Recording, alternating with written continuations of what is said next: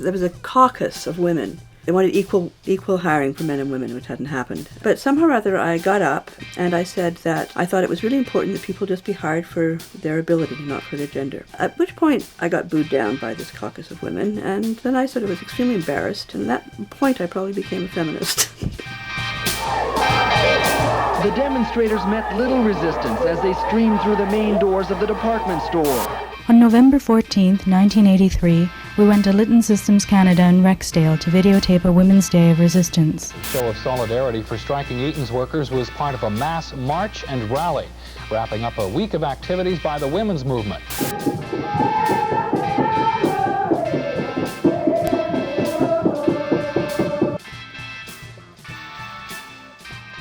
So Invisible Colours was an international film and video festival for women of colour and third world women.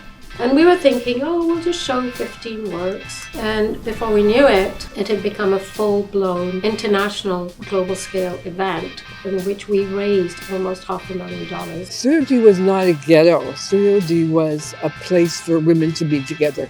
I know that some of the earliest films that we made in Studio D were about our foremothers, who were written out of history. Well, this is 603 Powell Street, where Press Gang had its happy home for many, many years. It's totally not to code.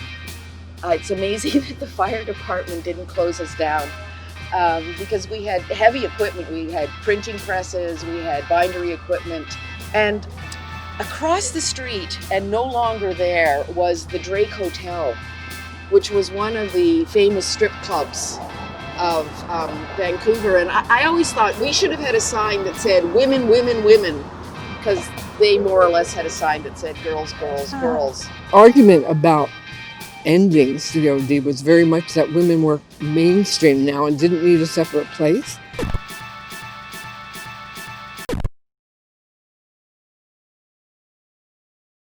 I had an English teacher who just really rocked my world at that time. She talked about the Montreal Massacre, and it happened in '89, which is the year that I was born.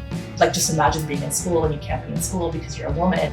And I know in that moment, there was always a target on women's backs. It didn't matter if it was because we were trying to educate ourselves or trying to protect our rights. I think that young women are just as powerful and just as much want to make the change. You know, we didn't have words. We didn't have the language, like intersectional. Sometimes what I feel is that young women or young people do not realize that we are their history.